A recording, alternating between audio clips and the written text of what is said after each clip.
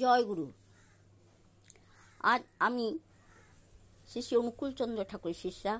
আজ 23-24 বছর দীক্ষা নিয়েছি। তা আমি ঠাকুরের সম্বন্ধে কিছু কথা বলতে চাই। ঠাকুর কি জিনিস যারা নিয়েছে তারাই বুঝবে। আর আমি তো অনেক বয়সে নিয়েছি, তাতেও যে আমি ফল পেয়েছি তার তুলনা নেই। কিন্তু যারা 12 বছরের দীক্ষা নেবে বা নিয়েছে তারা যে আরও সুযোগ সুবিধা পাবে, সেটা ঠাকুরের যে দয়া পাবে, সেটা আমি 100% গ্যারেন্টি করে 100 গ্যারেন্টি আমি বলতে পারি। কারণ আমার ছেলেকে খুব দুষ্টু ছিল, চঞ্চল ছিল। 12 বছরের দীক্ষায় দীক্ষিত দিয়ে সে আজকে একটা ভালো মানুষ, ভালো ছেলে হয়েছে। কোনো রকম কোনো নেশা নেই, কিচ্ছু নেই। ঠাকুর যেমন যেমন বলেছে ঠিক তেমনি আমি সেমন সন্তান পেয়েছি। তা কার জন্য পেলাম? আজকে ঠাকুরের চরণে তাকে দিয়ে, ঠাকুরের চরণে দিয়েই তো আমি পেলাম। তাই ঠাকুর যে অনেকে মানে না, অনেকে বলে, আমরা যখন ঠাকুর ধরার কথা কেন বলি ঠাকুর বলেছে তুই আমি যদি ভালো থাকি তো আমিই ভালো থাকবো। সেটা তো আমার স্বার্থপরতা। আমি ভালো আছি তাই তো আমি অপরকে ভালো জন্য তো আর ঠাকুরের কথা বলবো। তার জন্যই তো যাজন, তার জন্যই তো ডিপি ওয়ার্কস। আজকে এই যে আমরা যাজন করি, যাজন মানে ঠাকুরের কথা বলি, মানুষকে বলি ঠাকুরকে ধরো, কিছু তো করতে হয় না, একটা টাকা নিয়েই দেবে। আর আমরা যখন অন্য পুজো করি তখন তো আমাদের 100-200 আরও অনেক অনেক টাকা বেড়ে। কিন্তু একটা টাকা দিতেও কি আমরা ঠাকুরকে পারি না? ওই একটা টাকার বিনিময়ে যে আমরা ঠাকুর জীবনে কত দয়া করে, তার কি ইয়তা আছে? তাই আমি বলবো, অনেকেই বলে আমার ঠাকুর ধরার টাইমে, ঠাকুরকে ইষ্টভীতি করতে কত টাইম লাগে? Hardly 10 minutes. আর আমাদের চলাফেরায় যদি আমি বসেও ধ্যান করতে না পারি, বাসন মাজতে রান্না করতে করতে পথে যেতে যেতে আমরা করি, তাহলেও তো আমরা ঠাকুরের দয়া পাবো। আর ঠাকুরের এই যে আমরা যাজন, এই যে আমরা এই ডিপ ওয়ার্কস যা করছি, ঠাকুরের জন্য নয়, আমি আমার করছি, আমার সংসারের মঙ্গলের জন্য, আমার সন্তানের মঙ্গলের জন্য। তাহলে করছি কার জন্য? ঠাকুরের জন্য নয়, আমি করছি আমার জন্য। তাহলে সংসারে প্রত্যেকটা মানুষ যদি সংসারে উন্নতি চায়, অনেকে চাকরির উন্নতি নেই, অনেকে মনের শান্তি নেই, তাহলে যদি এগুলো পেতে চায়, তাহলে যদি ঠাকুরকে ধরে, তাহলে তো আজকে এই অশান্তিগুলো দূর হয়ে যায়। আর ওই অনেকে বলে আমার সময় নেই, এই পরিপ্রেক্ষিতে এই কথাটাই বলা হলো। কত লাগে? Hardly 10 minutes. কিন্তু অন্য পুজো করতে 1 ঘন্টা 1.5 ঘন্টা যেতে রাস্তায়, আমি তো ঘরে বসে। আর ঠাকুরের কাজে বাধা, অনেকেই ঠাকুরের কাজে বাধা দিতে মাস্টার। নিজে কোনো স্ত্রী দেয় স্বামীকে, কোনো স্বামী দেয় স্ত্রীকে, কোনো ছেলে দেয় মাকে, কোনো মেয়ে দেয় মাকে বাবাকে, আবার মা বাবারাও দেয় সন্তানে। কিন্তু এই যারা বাধা সৃষ্টি করে তারা বোঝে না যে তারা কি পাপ করছে। আর আমাদের ঠাকুরের কথা, যার যেমন ভাব তার তেমন লাভ। স্ত্রী যদি করে থাকে স্ত্রীরই লাভ হবে, স্বামী যদি করে থাকে স্বামীরই লাভ হবে। তাই বলি আমরা যে যারা নিজেরা করতে পারি না, তাতে কেন করতে? আমি আমার জীবনের কথা বলছি। আমার স্বামী ঠাকুরকে ভালোবাসে, কিন্তু উনি অত স্মার্টলি ঠাকুরের কথা বা ঠাকুরের যাজন করতে পারে না, কিন্তু আমাকে ঠেলে বার করে দেয়। যেটা আমি পারি সেটা উনি যেটা পারেন, উনি বলছে আমি আছি বাড়িতে, তুমি যাও, তুমি যেটা পারো সেটা তো আমি পারি না। তাহলে এই যে সংসারে সুখের হয় রমণীর গুণে, যদি নিষ্ঠাবান স্বামী থাকে শনি। আমি করে বলছি, আজ আমার স্বামীর জন্যই আজ আমি ঠাকুরের ডিপি ওয়ার্কস যাজন করতে পারি। আজ আমার স্বামী আমার পাশে আছে বলে। আর ছোট ছোট ছেলেগুলোকে 12 বছর দিয়ে ঠাকুরকে দিয়ে আমি নিশ্চিন্তে আছি। আমি ঠাকুরের কাজ করি আর ঠাকুরকে জানাই, ঠাকুর তোমারই সন্তান। আমি মারধরও করি না, আমি কোনো রকম মানসিক তাদের অশান্তি সৃষ্টি করি না। একদিন ছেলে মানুষই হলো, পড়তো না ছোটবেলায়। আচার্যদেবের কাছে যেতাম, তখন আমরা বাবাইদা বলতাম, তিনি বলতেন ঠিক এই বয়সে চঞ্চলতা হবে না তো কোন বয়স হবে? তা সত্যিকারে মারধরও করিনি। আজকে ঠাকুর একটা আমার ছেলেকে আজ প্রফেসরের পদ পেয়েছে। যে ছেলে অঙ্কে ফেল করতো, যে ছেলে পড়াশোনা করতো না, যে ছেলে 0 পেত, সেই ছেলে আজ কি না, আজকে ঠাকুরকে দিয়ে 12 বছরে তার চরণে দিয়ে আজকে সে বুঝতে শিখে গেল আস্তে আস্তে। তাহলে আমাদের ধৈর্য ধরতে হবে।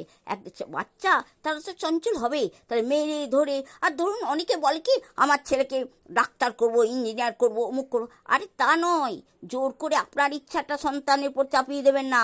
সন্তানের কোন দিকে প্রতিভা সেইটা দেখবেন। যদি পড়াশোনার দিকে প্রতিভা থাকে পড়াশোনায়, যদি খেলাধুলায় থাকে খেলাধুলায়, যদি নাচ গানে থাকে নাচ গানে, যেটা সে স্টার পাবে, যেটা সে ভালোভাবে প্রতিষ্ঠিত হবে, সেটাতে সে তার ঠাকুরের জীবনে তার কাজে লাগবে। তাই বলি, মা বাবারা জোর করে নিজের ইচ্ছাটা সন্তানের উপর চাপাবেন না। আর ইষ্টভীতিটাকে অনেকে চাঁদা মানে নিন নিন, আমরা গেছি, আচ্ছা আমার কিছু টাকা তুলে তোলা আছে, আপনি নিয়ে নিন তো। আমরা সেই ইষ্টভৃতি গ্রহণ করবো কেন? ইষ্ট মানে মঙ্গল, ভৃতি মানে তার ভরণ। গুরুকে বা ইষ্টকে যদি আমি ভরণ করি, গুরু তো আমাকে সারা জীবনই ভরণ করবে। তাহলে আমি চাঁদাটা নেব কেন? রোজ সে ঠিক মতো ঠিক টাইমে করে কি না সেটা আগে দেখব। যদি করে ঠাকুরের কাজ, তো আমি তো বলছি আজ আমি 25 বছরের দীক্ষা পেয়ে অনেক বয়সে নিয়েছি, তাও আমি যা আনন্দে আছি ঠাকুরকে ধরে। আমার আমার অনেক অসুখ আসে, কিন্তু কোনো অসুখে আমাকে ঘায়েল করতে পারে না, সে অসুখও চলে যায়। তাহলে কী জন্য না? নাম ধ্যান যাজন এই ঠাকুরকেই নিয়ে। আর ঠাকুরকে যারা ধরবে, তারা যারা ঠাকুর যে যেভাবে বলেছে সেটুকু তো করতে হবে। দেখুন, আপনি যদি আপনাকে আমি ভালোবাসি, আপনি আমায় ভালোবাসেন, আপনাকে যদি আমি সম্মান দিই, আপনিও আমায় সম্মান দেবেন। কিন্তু আমি কিছু করব না, ঠাকুরকে ভালোবাসবো না, অথচ ঠাকুরের কাছে আমি দয়া নেবো, তা তো হয় না। ঠাকুর তো খুব শর্ট, খুব মানে কয়েকটা নিয়ম বলেছে, যজন যাজন ইষ্টভৃতি। যজন মানে প্রার্থনা, আচ্ছা আমরা সময় হলো না, আমি হাত পা দিই, যখনই সময় তখনই করবেন, বলছে না তো করতে। আর আপনি যাজন মানে যখনই সুযোগ পাবে আপনি কাজ করতে করতে ফোনে ফোনে যাজন করবেন। তাহলে সহজ কত উপায় করে দিয়েছে ইষ্টভৃতি। সকালে উঠে কম মিনিট লাগে, 5 সেকেন্ডও লাগে না, ইষ্টভৃতি করলেন। এই 3টে করলেই আমরা তো মার কাট ঠাকুরের দয়া পাই। তাহলে এই যে ঠাকুরের দয়াটা আমাদের জীবনের দরকার। দেখুন, আজকে আমাদের প্রত্যেকের জীবনে অনেকের টাকা পয়সা আছে, শান্তি নেই।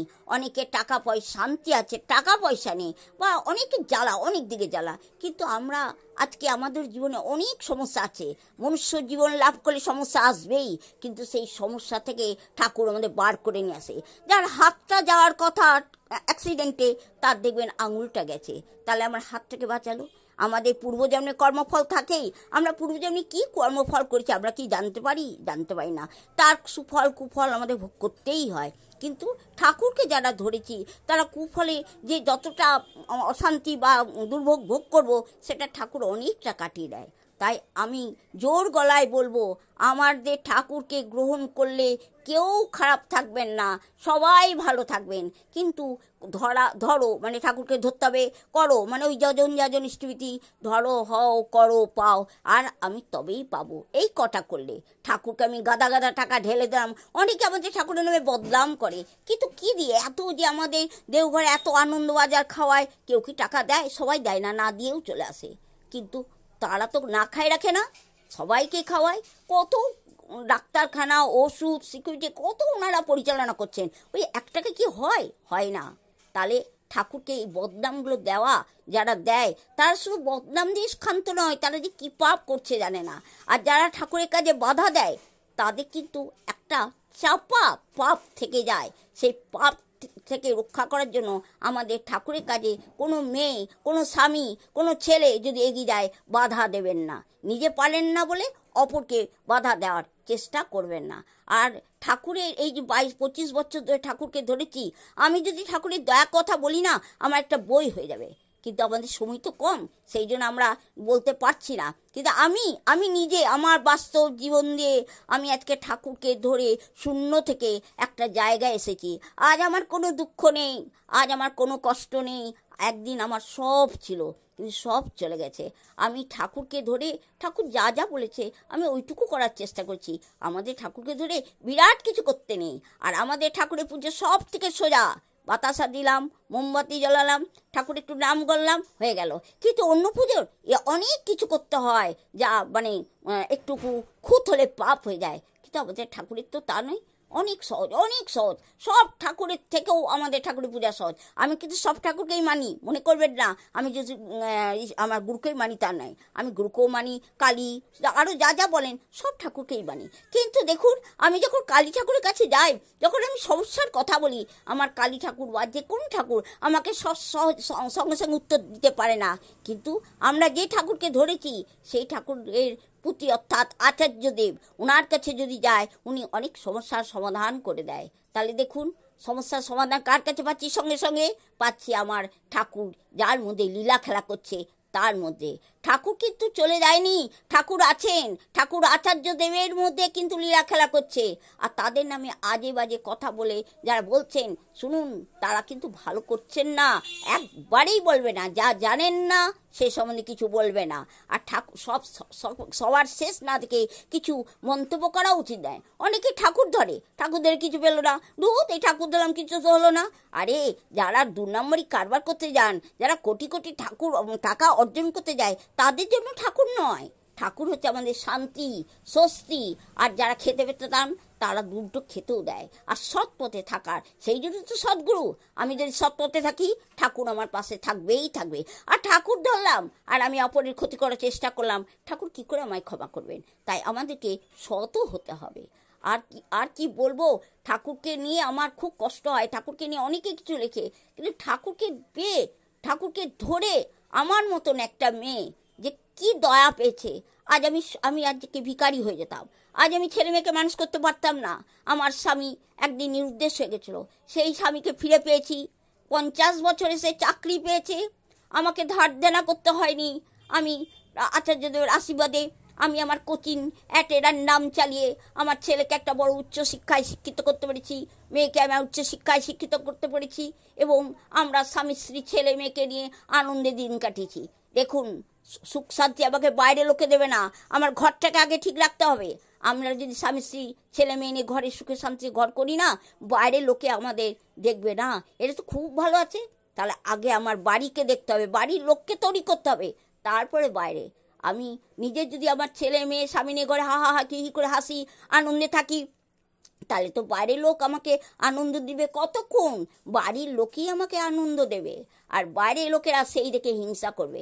আর আমি ঠাকুরকে ধরে যদি একটা জায়গায় যেতে পারি, তখন সেই বাইরের লোকরা বলবে, বাহ শিলামা তো খুব ভালো আছে, বেশ তো ঠাকুরকে ধরে সবই পাচ্ছে, তাহলে তখন তারাও এগিয়ে আসবে। তাই আমার বক্তব্য যে ঠাকুরকে ধরুন এবং চানার মতো টাকা দেবেন না, ইষ্টভীতিটা ভক্তি ভরে করুন, তাতেই অনেকে দয়া পাবেন। জয় গুরু।